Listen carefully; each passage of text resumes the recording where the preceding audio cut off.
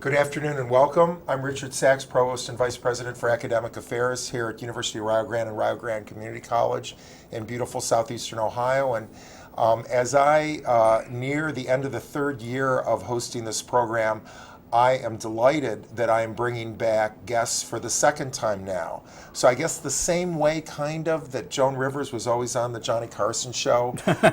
These guys are going to keep coming back. That is a backhanded compliment, Richard, if I ever heard one. Okay.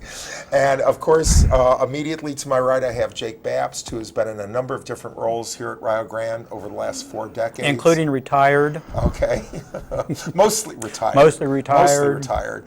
And next to him, of course, is distinguished emeritus Professor Ivan Tribe. And the two of them have just published University of Rio Grande and Rio Grande Community College, a beautiful Arcadia Press book, and we'll be talking about the history of the University of Rio Grande over the last century and a half. So Nehemiah and Permelia Atwood. Nehemiah. Nehemiah, thank you. You're welcome. Okay. You got to correct my pronunciation. I learned how to talk in San Francisco and Cleveland, and generally that's a different language than what people speak here in southeastern Ohio. But supposedly, when Mr. Atwood died in 1869, his last 3 words were?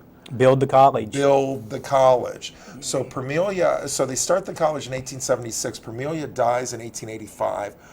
Your book tells me their relatives filed a lawsuit to break the will, which is final, and the will is finally upheld 11 years later. 11 years later. So during that time, was that another time when the college's future was in question, or was it so early and such a young college that that wasn't an issue? Well, everything at Rio Grande was paid for originally by Permelia Atwood.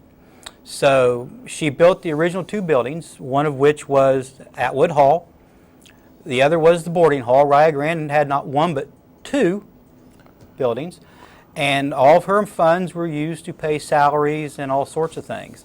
And so essentially, had the will been overturned, that source of income would have been gone, and Rio Grande would never survive the first 10 years. The more I've researched Rio Grande, having been around since 1971, I'm extremely familiar with it. But doing research and reading some things that I've never had access to before, if engineers say bumblebees can't fly, anybody in their right mind would say Rio Grande shouldn't exist, because the odds have been defied not once, not twice, not 3 times, but at least 4 times. Okay. The Atwoods were a childless couple, so the relatives that sued were cousins and Sure. nieces and nephews and that sort of thing, not real nuclear family type relatives. Yeah. And one of the things about it, one of the things people always question, why is Rio Grande in the middle of nowhere? It's in the middle of nowhere because Permelia Atwood wanted it in the middle of nowhere. Rio Grande was put here. There was not really a village at the time. There was a post office and a couple of houses. Rio Grande was put here so that young people would not be influenced by the wicked ways of the city. And especially, these people were very hardcore free will Baptists, and they were very anti-alcohol. And one of the things you consistently through the early catalogs and the advertising and everything is that there are no saloons in the area. Okay. So it's very important. Right. And besides, the Atwoods owned the land on which everything was built. The original 10 acres, right. The original 10 acres. Yeah. So and to put one thing more into perspective, if you are familiar with Rio Grande, Allen Hall sits where Atwood Hall stood. Okay. And the Fine Arts Building stands where Community Hall stood, which stands where the boarding hall was. Right. If you want to orient yourself to Rio Grande, think of the flagpole. The flagpole has virtually always been in the same spot. And I see Mike's got a picture of right. Beautiful Atwood Hall mansard now. roof on both those old buildings, too. It was said that you could see Atwood Hall from 4 miles away, and you could hear the chimes from 6 miles away. It's said that people would use the chimes of Atwood to set their clocks from as far as 6 miles away. Wow. Well, and those 19th century pictures are beautiful with those 2 buildings, but of course the boarding hall burns in 1917. Atwood Hall burns in 1937, leaving Anniversary Hall as the oldest Anniversary existing hall is build, still the oldest because built existing on the building. 50th anniversary, making it 1926. Well, a community hall was built right after the boarding hall Right. went But then down. that was taken down. Yeah, for, it was for taken fine down in the late arts. 70s for the Fine Arts Building. Okay. Yeah, right. I'd been here about a year and a half when it was decimated. Okay. And clearly, the Line Center provides a better place for some of those activities Yes. than Yes. that building did. Now, I was amazed to see, I know a lot of colleges lost enrollment to male enrollment during World War II, but your book says in 1944 we were down to 33 students, 9 men and 24 women. Yes. And so, as Jake said at the start of the broadcast, there's a number of times when the very existence of the institution has been at risk. Your book clearly shows how normal education or teacher ed courses were premier. Most of the 666 Depression-era diplomas were in elementary ed. Yes. So clearly that's always been a continuing tradition of the institution. And one of the things about it, from 1915 until the 50s, you could teach with up until 1915, you could teach with high school diploma. From 1915 into the cadet program in the 50s, students could teach with 2 years of college. So there were many times in those years, summer school had the highest enrollment, which to us just sounds like, why is that true? But if you think about it, we had summertime, you had those people who were working out in the public schools as teachers coming back to take classes. And so it's not uncommon if you look through some of the classes in the 20s and into the 30s, there's much more enrollment in the summer than there was in the traditional school year. Right, right. Now, in terms of the identity of the institution, as you've mentioned, started by Free Will Baptists. In 1911, it's kind of subsumed by the more general Baptist. American Baptist Convention. Okay. Which And then- also had Denison University, and eventually they decided to keep Denison and drop Rio Grande. That was in 1951. Okay, So. right. So tell me about identity. We abolished football in 1950. We're no longer a Baptist institution. Was that a timely time for Bevo Francis and the basketball to create a new kind of identity for the institution? If you believe in higher providence stepping in at the right time, Bevo Francis was a product of higher providence. Rio Grande probably would have locked its doors had it not been for Bevo Francis. And I say that having read some things where meetings were actually being held in 1951 on how did we go about closing the school. I mean, those plans were in place. Then Bevo virtually explodes in the sports world. Right. You cannot, I don't even know who you would compare him to in the sports world today. Everything was Bevo, Bevo, Bevo. He was on the cover of Life magazine. He was featured in the Columbus paper numerous times. They had reporters assigned just to find out how many points Bevo scored. Right. 116 in one game, 113 in another. 116 and 113 in yeah. another. They took the 116 away, so he went out and scored 113. Because that was against Ashland Junior College? Ashland was Junior that College, They yes. wanted it against They a wanted it, four-year yes. school. And was it Hillsdale? A second four-year one was school. against? Yeah, Second- obviously. In fact, in many ways, Rio Grande, when it first opened, was modeled on Hillsdale College, to where the first president was basically loaned to Rio Grande from Hillsdale. Really? And when he, after a couple of years, he went back to Hillsdale and Albanus Moulton came in. Is that the Baptist convention, Baptist connection? Yes. Then? Was that why? Yes. Because It was Hillsdale- then. I don't at think that it time. is now. Right. And your book says that Rio Grande beat both Creighton and Wake Forest. I assume that's Wake Forest before Tim Duncan was That's there. Wake Forest right? for Tim Duncan. Okay. Yeah. They also beat Miami of Florida. Really? Wow. Wow. And played North Carolina State and Villanova. Lost narrowly. Played and got beat by Delphi University at the Madison Square Garden, but they were up by 17. Okay. So, wow. yeah, wow. Yeah. Because I think I've told you both, I've been wearing Rio stuff around the state and around the country, and almost always it's high school coaches who go, my God, Rio Grande, Bevo Francis, and I'll be hundreds, if not thousands of miles away. Ivan has the best story about being recognized about Bevo Francis. Yeah. 1979, I was in Sierra Leone as part of the Phelps Stokes. Your homework assignment is find that on the map In Africa, yeah, I know. And was sitting in the bar there, and a couple of well-dressed African gentlemen come in and Having a bottle of water, I might add. struck up a conversation. And I said, well, I work at Rio Grande. You've probably never heard of it. And they said, oh, Rio Grande, Bevo Francis, Bob Evans Farms. Yeah. And it turned out that while they were undergraduates at Valparaiso, they Sure, actually in had summer jobs at a EUB church camp up near Logan, Camp Otterbein. What do you know?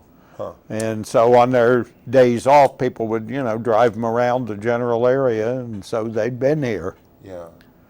I did a presentation at National Social Science Association in 1990, and one of the people in the room, is a library science technique, and one of the people in the room was a professor from Penn State who was a major name in the field, and I'm going, oh wow, this is great.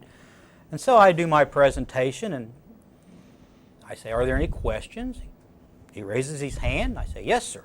And I'm ready for the greatest question in the world, and I'm thinking of all the answers. He says, so you're from Rio Grande, you know Bevo? I said, as a matter of fact, I do. And we spent the next 15 minutes talking Bevo Francis. Great. In a room full of librarians who had no idea what we were talking about. Well, that's all right. I was surprised to see that we didn't get North Central accreditation until 1969, because again, I was just a kid back then. But at other institutions that I've been at that also trace their history back to the 19th century, it's always like 1913 or 1923. They've been accredited.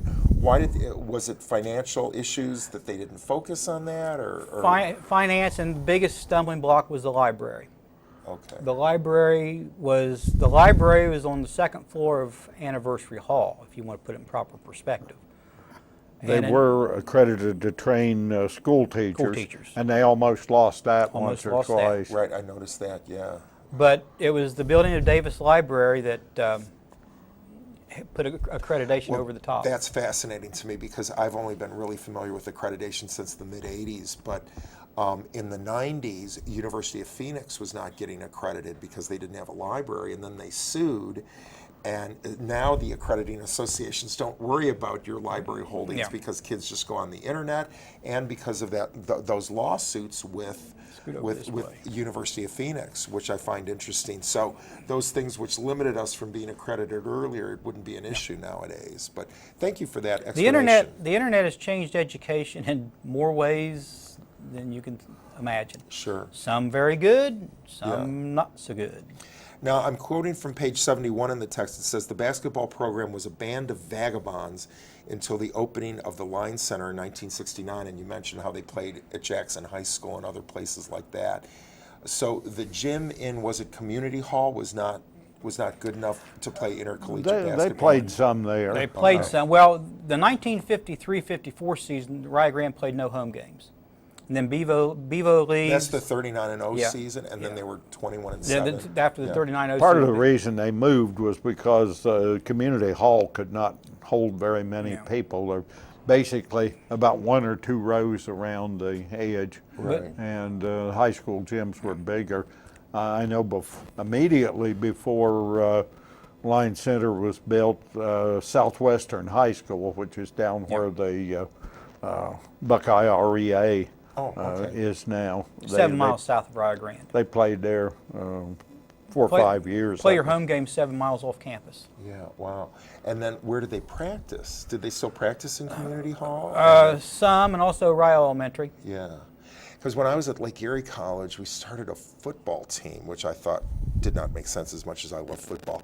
And we had to use a closed high school's field that was a mile away. Yeah. So the boys every day had to be carted a mile away. We had a place to change there. But it was such a headache being a mile away. I can't imagine playing your home games. Well, Community Hall 20 miles away in Community Jackson. Hall, to put in perspective, the players got dressed in their rooms, put on their warm-ups, and ran to Community Hall in uniform because there wasn't a suitable dressing room in Community Hall. When I was a student in 1971, we did theater in Community Hall, and it was I spent 5 years of my life in Community Hall, and I can tell you that it was tearing it down did not come 1 second too soon. Okay.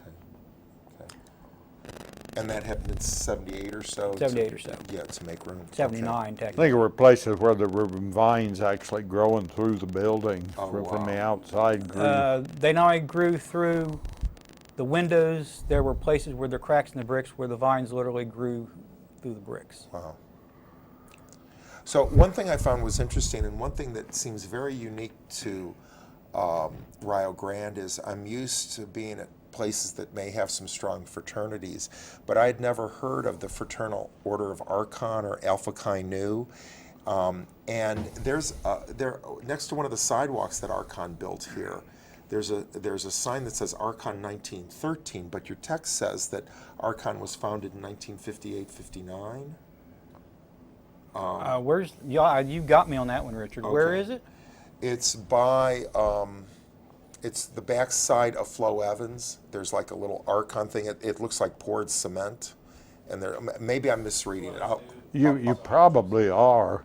The football field, such as it was, occupied the space where Florence Evans Hall up to the library. where the side door from Anniversary Hall is. That was the football field. There was a slight incline there. I was going to where say people that's could- not flat land though, for Yeah, football. well, field, yeah. that was flat, but on this edge, if we was up on main campus, had a slight incline where people could sit and watch football games. And of course, when they built the library, they built that up. Sure.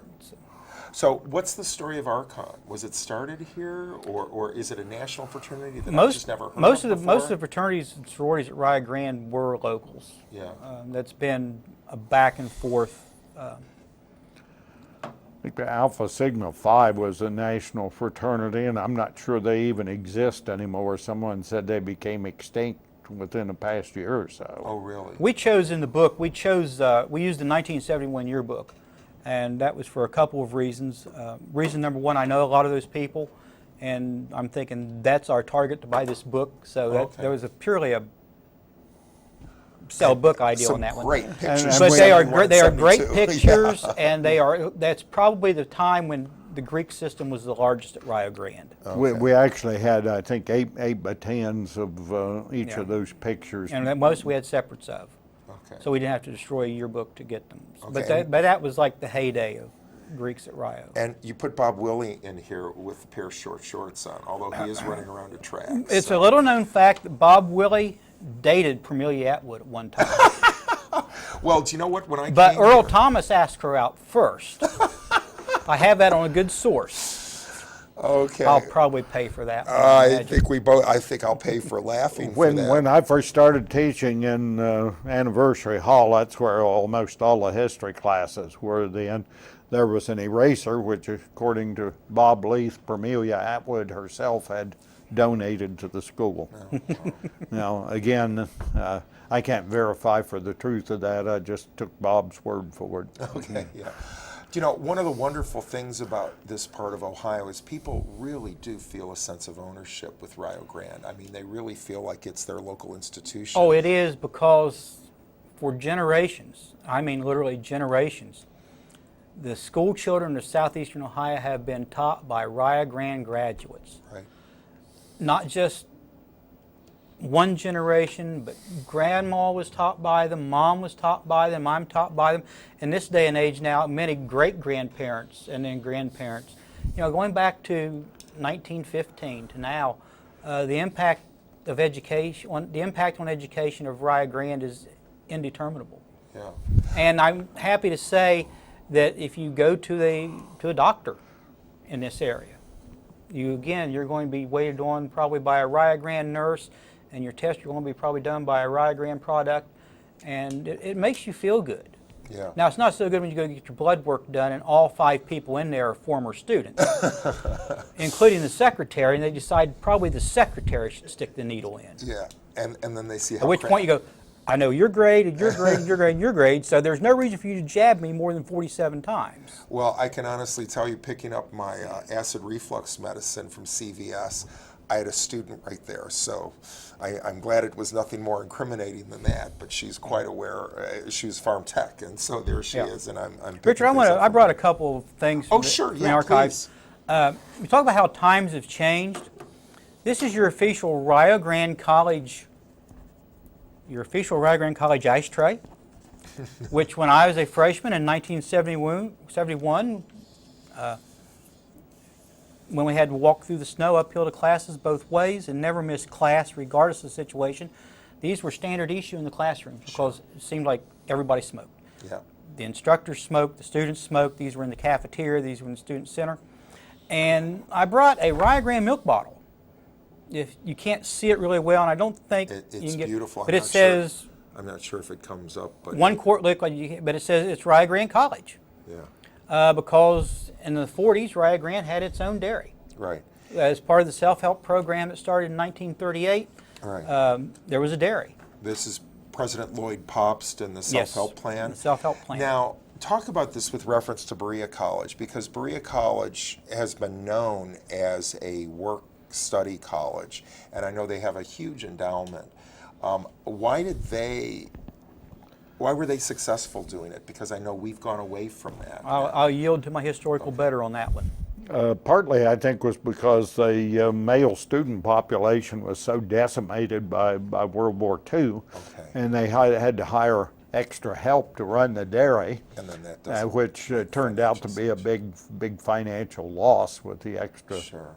thing. And they had some kind of a big farm science demonstration here, and Rio Grande didn't think it was going to have to foot the bill, but they did. And they had over 100,000 people in 1948 come to basically a farm science display. This would be where Bob Evans' farm is now. Yes. Okay. A good reason When not that was to still go back when to that it. was still the Rio Grande farm. Right. And there's 2 pictures in the book with the subtitle College of Central-Southern Ohio. And I love that because I'm saying that is exactly what we are. But it's interesting to see that that was there for a brief period of time and then it kind of fell out of the marketing. Those first appeared in the late 1950s. Okay. And for a period of 6 or 7 years, those signs were there. Now, by the time I got here, that was long gone. And I've talked to people who were here just before me in the 66, 67, and they didn't know anything about it. So that is a 1957, 1964, 65 phenomenon. Okay. And I think it was simply a marketing ploy, Yeah. trying to get a handle on where the location was. Because at that time, Rio Grande was expanding to bring in lots of outside students. You need to remember that the Vietnam War was good for Rio Grande, and I cringe to say that. It makes my blood crawl to say that. But Rio Grande attracted large numbers of students from the East Coast, New Jersey, New York, Pennsylvania. I met the Jersey boys at Len Longo's house a couple weeks ago. These guys in the late 60s, early 70s, they called themselves the Jersey boys, and they were back for the Archon. And in the middle 60s, Rio Grande started pressing itself as a residential campus, and part of that was, quite frankly, the draft deferments that were obtainable. And those of you my age that were eligible for the draft in that time period, you know exactly what I'm talking about. Yeah. And so that was, it's sad in a way that the Vietnam War was actually good for the college. Yeah, that's an interesting We were able, in fact, to date one of those pictures only by knowing the names of the students and when they graduated, which I think was about 63 or 64. Okay, yeah, and I enjoy some of the old cars because, like, I pick up on a 61 Ford Fairlane or something, and that helps me. Someone asked me, they said, how do you have all the names for these people? Well, back when having your picture taken was a big deal, people wrote their names on the back of it, and they made it a point to go in and identify people. And now, how many of us even have pictures you can hold in your hand if it's not on a device? Yeah. So there's a real problem for the next 2 guys that don't have anything better to do with their time to redo this book in 30 or 40 years. I don't think we're available, so don't book us. Well, do you know, you're raising a fascinating point. But we don't have we no longer have a student yearbook. We no longer have a student newspaper. Yeah. Nothing is on paper. Yes. How many different electronic delivery systems have we had in the last 20 years just in music alone? Yeah. So when someone goes to do this again in 30 years and 40 years, which I hope and pray that someone will do it and say, hey, that Bapst and tribe, they didn't know what they were doing. Who picked these pictures anyway? We can do better than that. And it is just a sort of thing that it's hard to believe we're losing our history as we sit here, but we're losing our history as we sit here. No. Graduation on Saturday, And when they were talking about the founders and taking the flowers to the cemetery, I was thinking, if I walked through that crowd and picked out 100 people at random and said, who are the founders, how many could have told me Nehemiah and Amelia Atwood? And I dare to say, unfortunately, probably fewer than 90%. Yeah. No, I think that's probably true. We're in the last minute of the show. Do you want to talk about the, was it the Ziegfeld Follies? Yeah, this is one Jake found out. Before Bevo, there was a girl that was a student here 100 years ago that became a Broadway star in the Ziegfeld Hold her up here a Follies. little better. Beautiful, beautiful woman. This young lady, her parents came here to run the boarding hall in 1909.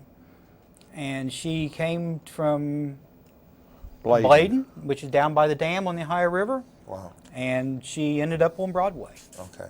and other places. But you know, we've just run out of time, but I want to thank Dr. Ivan Tribe, Mr. Thanks for Jake having us. Thanks Bapst. for having us. Wonderful book. Available on Amazon.com. Available at the Rio Grande Book Store. Available at the Rio Grande Book Store. Get a copy. It's wonderful. Thank you, gentlemen. Thank you.